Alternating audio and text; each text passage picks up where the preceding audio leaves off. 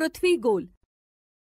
या आकृतीवरून आपल्याला असे समजते की पृथ्वीच्या पूर्व पश्चिम व्यासाची लांबी 12,756 किलोमीटर आहे आणि उत्तर दक्षिण व्यासाची लांबी 12,714 किलोमीटर आहे.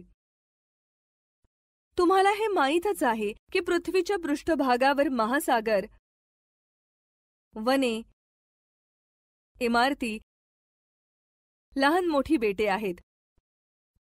त्यामुळे एखाद्या ठिकाणाच्या स्थाननिश्चितीसाठी पृथ्वीवर प्रत्यक्षपणे उभ्या आडव्या रेषा काढणे शक्य नाही. यावर उपाय म्हणून मानवाने पृथ्वीची प्रतिकृती तयार केली. ही प्रतिकृती म्हणजे पृथ्वी गोल होय. पृथ्वी गोलावरील उभ्या आडव्या रेषा या काल्पनिक असून त्याद्वारे स्थाननिश्चिती करता येते. पृथ्वी गोल आहे आणि पृथ्वीच्या या गोलाईचे माणसासाठी खास महत्त्व आहे. या गोलाईमुळेच वेगवेगळ्या अक्षांशावर सूर्याची किरणे वेगवेगळ्या अंशाच्या कोनात पडतात.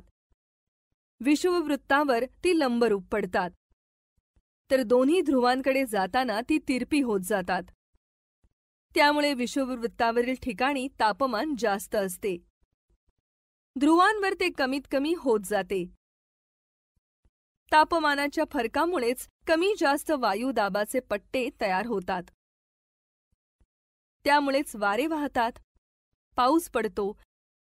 म्हणूनच वेगवेगळ्या ठिकाणची पिके वेगवेगळी असतात.